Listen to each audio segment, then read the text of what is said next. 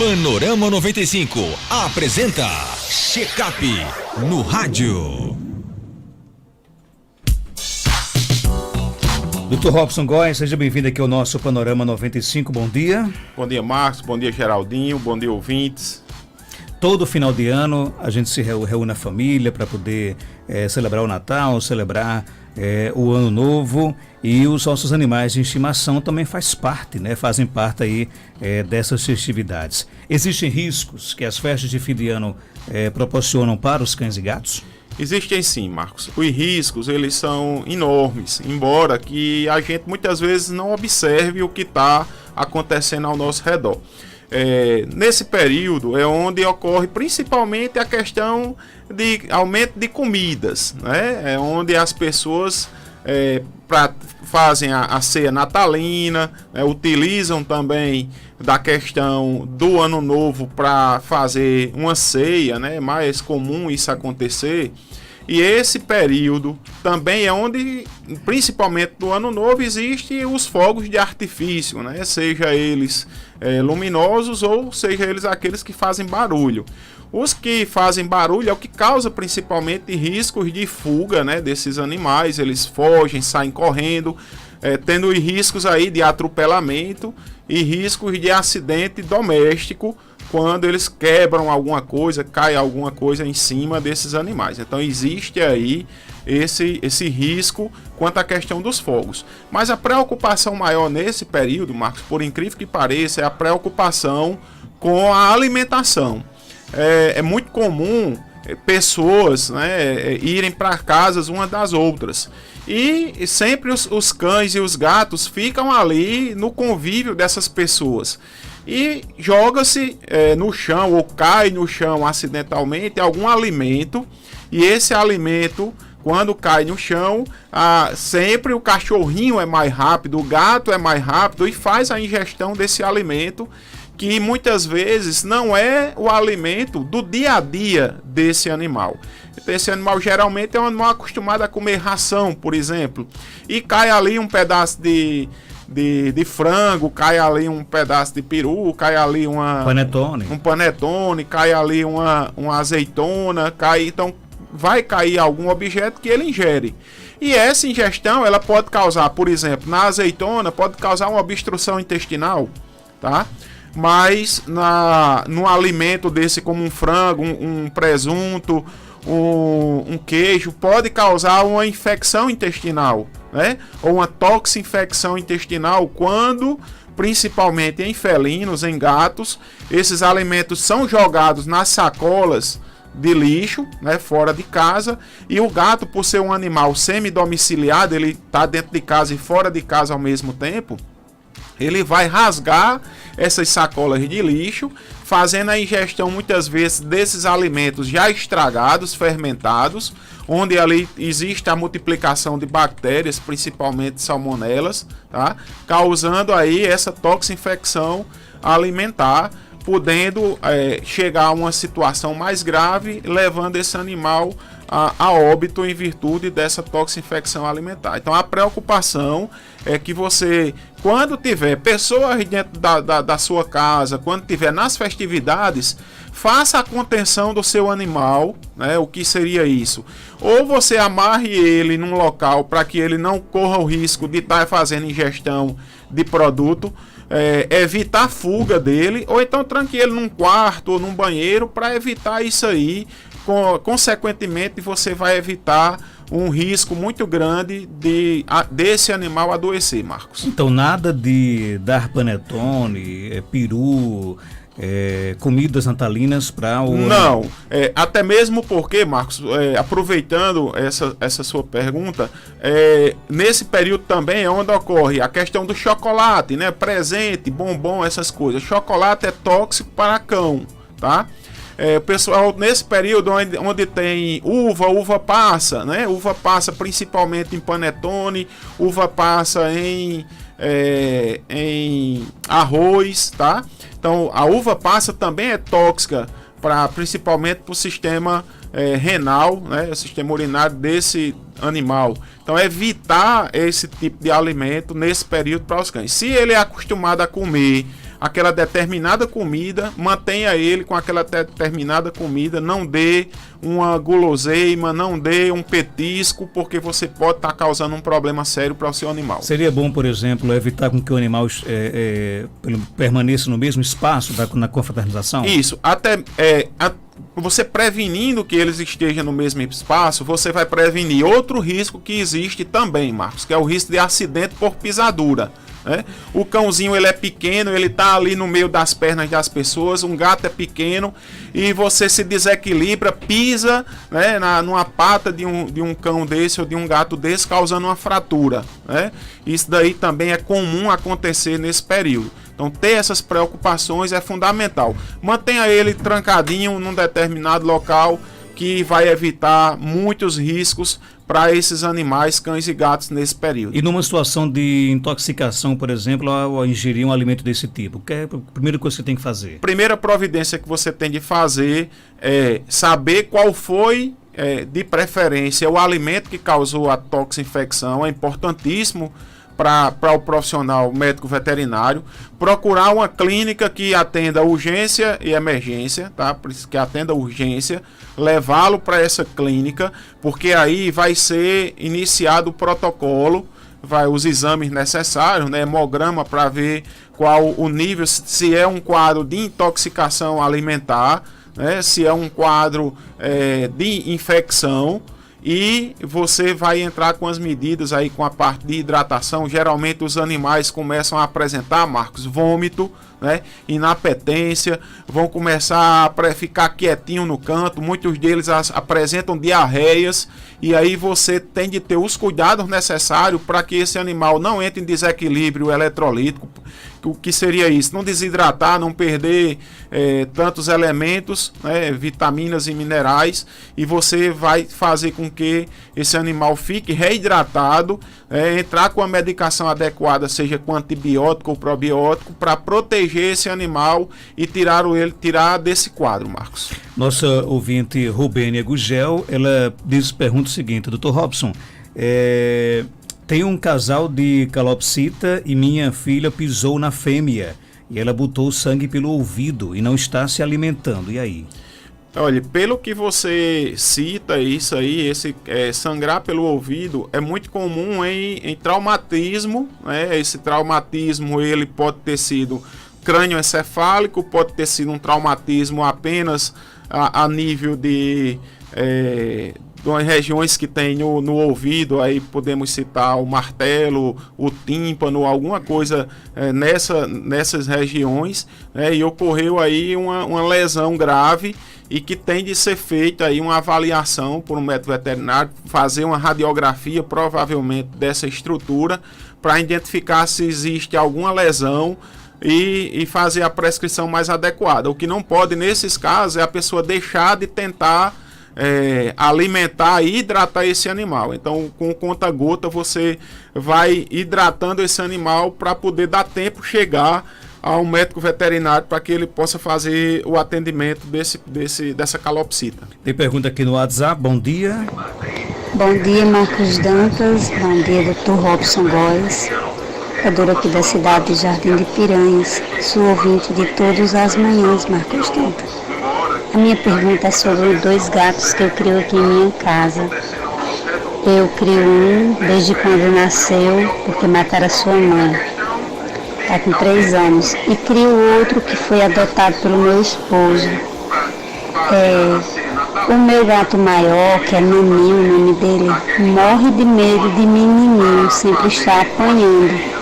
E nunca quer bater nele. Eu fico muito impressionada por que eles são assim, porque Naninho, que é o mais velho, sempre tem medo, com 3 anos já. E menininho, não sei se tem mais ou menos 1 ano, ele é bem assustado com ele. Então, assim, eu gostaria de saber por que eles são tão assustados um com o outro, o mais velho. E aí não se entende, né? Não se entende. Isso é comum acontecer, Marcos.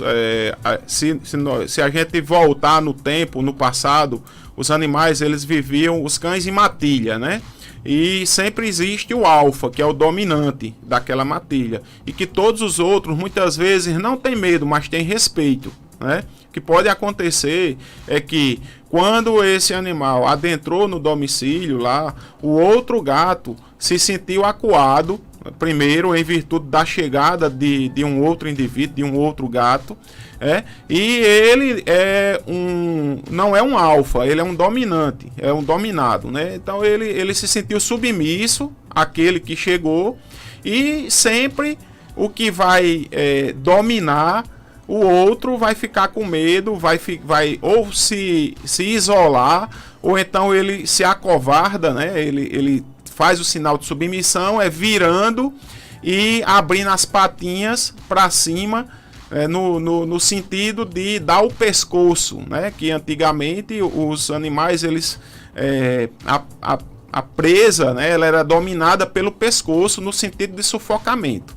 Então isso daí é ainda uma característica de dominação, né, ou de submissão. A dominação é quando o alfa fica por cima e o dominado fica por baixo, oferecendo o pescoço a ele como sinal de submissão. Então isso daí é muito comum você observar em cão, em gato, que tem essas características de se virar, ficar com as costas para o chão, e as patinhas para cima, oferecendo o pescoço. Isso aí é um sinal de submissão. Bom dia, feliz ano novo para o Dr. Robson e para vocês do Panorama 95. Eu acho incrível, os cachorros da minha casa não comem uva passas. Eles comem tudo na vasilha e deixam só as uvas passas. Quem pergunta é a Solange.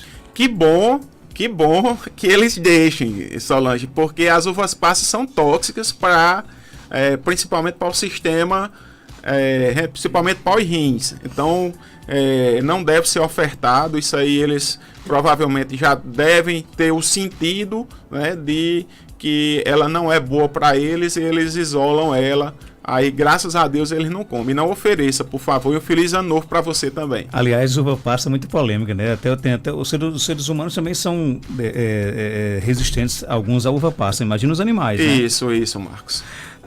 Dr. Robson, sempre em janeiro vou para Natal. Passo 10 dias, levo minha gata, a Amora. Só que na casa da minha tia eu deixo ela muito em um quarto.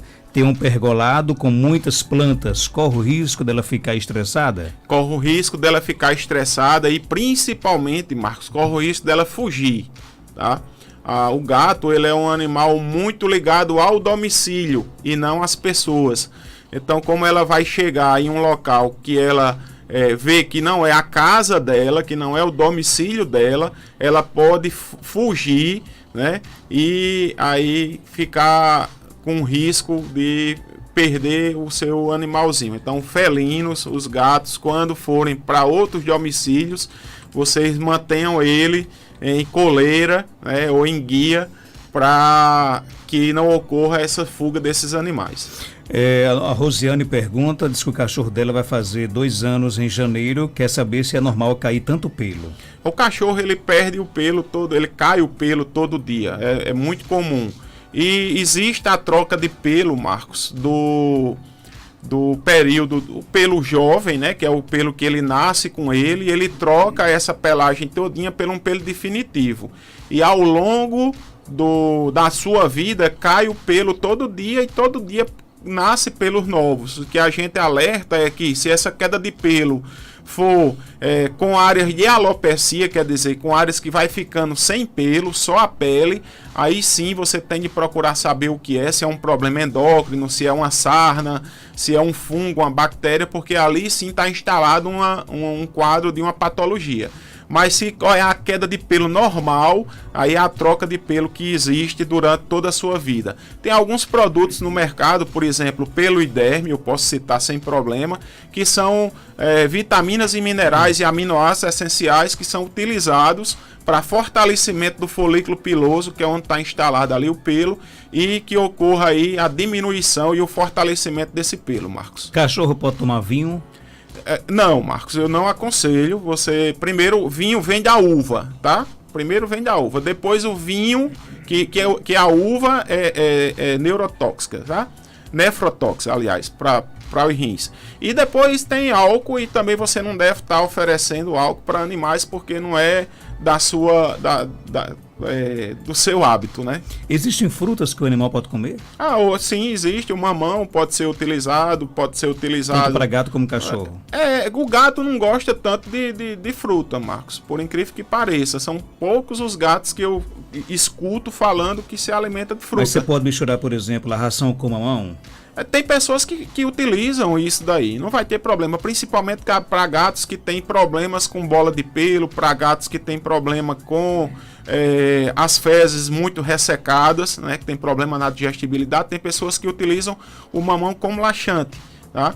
Mas o que você não pode dar é uva passa, cebola, que causa destruição das hemácias, né? Você não pode estar utilizando esses produtos, chocolate. A nossa ouvinte pergunta aqui, ela conta o seguinte: quando dá, por exemplo, uma barra de chocolate, essas barras que vendem, por exemplo, nas lojas, né, para o animal que vem chocolate, diz que ele gosta bastante, né? E o que é que ela pode fazer para tornar a ração mais atrativa para o animal?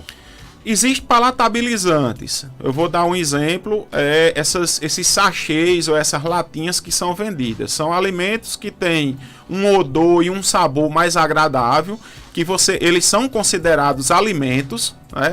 Eles não são considerados petiscos, são considerados alimentos, e que você pode estar adicionando a ração sem menor problema. A questão é que depois que o animal se acostuma com essa guloseima, né, com esse alimento úmido, ele vai diminuir o seu sabor, o seu gosto, né, o seu querer pela ração dura, né? Então isso aí vai ter essa dificuldade de você ficar praticamente refém das rações úmidas que são mais saborosas. Dr. Robson, vou passar as férias de janeiro em Natal. Quais são as dicas que você dá com relação ao animal que vai ficar em casa? Que vai ficar em casa, primeiro que tem uma pessoa, Marcos, que fica observando esse animal diariamente. É importante que tenha uma pessoa para ver, muitas vezes esse animal ele pode apresentar alguma doença, e que essa doença seja uma doença que debilite ele muito rápido. E se você tiver uma pessoa que vai às vezes uma vez por semana, ele pode infelizmente não resistir. Então uma pessoa que observe ele todo dia. Segundo, que tenha água, que essa água seja trocada diariamente, e que tenha alimento em quantidade, em qualidade e em periodicidade, né, satisfatório. Então que você troque esse alimento todo dia, que você tenha esse alimento em quantidade para ele não ficar com fome, né, e em qualidade para que ele possa ter ali a questão de nutrição, né, ele ficar nutrido pelo período. Lembrando que a ausência das pessoas nos domicílios, esses animais diminuem consideravelmente o hábito, né, de alimentação. Então eles vão comer menos. Por quê? Porque eles vão praticar menos exercício, vão dormir mais, né, em virtude da ausência dessas pessoas, da solidão que eles vão sentir. Então, se também você tiver uma pessoa que possa passear com ele, é importante para que ele desestresse, né, e elimine um pouco essa ausência que ele vai sentir das pessoas nos domicílios. Deixar na casa de vizinhos, de familiares, fará bem ao animal? Pode fazer pela presença de pessoas, desde que as pessoas que vão ficar com esse animal tenham o mesmo cuidado, o mesmo carinho que as pessoas que são os seus proprietários tenham. Eu não vejo o menor problema, Marcos. Tem uma gata com 5 meses, quero saber se já posso dar a vacina para ela, não parir. Pode sim, ela já deve estar próxima a entrar no cio. Então, se você quiser utilizar os progestágeno aí, que são os medicamentos anti-cio, pode utilizar sim, Marcos. Lembrando que se você não quiser sua fêmea para reprodução, o ideal é que você faça a esterectomia dela. Outra pergunta aqui do nosso ouvinte, ela quer saber se existe aqui no Seridó, do seu conhecimento, alguma casa que sirva de hotel durante as férias para o animal. Tem sim, existe algumas pessoas que tem aqui em Caicó tem uma casa que utiliza como hotel. Então tem de ter os cuidados, né, para que você possa levar para o hotel ou para Natal, para a praia, para esses cantos. Também a gente dá a dica de você manter aí seu animal protegido contra carrapato, né, e que as vacinas estejam em dia, principalmente as vacinas de virose, porque muitas vezes esses animais vão entrar em contato com outros animais, né, de outras pessoas, e eles devem estar protegidos com as vacinas em dia e com as medicações anti-carrapato também em dia, para evitar aí um problema de uma doença futura. Outra pergunta: a partir de quantos dias a ração deixa de ser atrativa para o animal? Vai depender muito da ração que você utiliza. Por exemplo, se você usar a ração úmida, às vezes, que são esses sachês e essas latas, às vezes em 12 horas ela já se estraga. Se você utilizar a ração seca, tem rações que ela tem uma camada de óleo maior, ela fica atrativa por até 7 dias. Então vai depender muito aí do produto que você utilize. Outra pergunta aqui do nosso WhatsApp, o ouvinte pergunta: mas é uma boa opção deixar o animal nesses hotéis ou não? Apropriados? Olha, dependendo do hotel que você vai deixar, é uma boa opção, Marcos, porque, por exemplo, um hotel que eu conheço, a pessoa é muito dada, ela gosta muito de animal, ela cuida muito bem, né? Então, eu aconselho, sempre aconselhei, quem quisesse deixar, deixava no hotel dessa pessoa, né? Agora, vai depender do local que você... Vai depender muito do gosto de cada proprietário. Outra pergunta chegando. Dr. Robson, bom dia, Marcos Dantas. Dr. Robson, eu tenho um gatinho aqui em casa que ele ficou doente.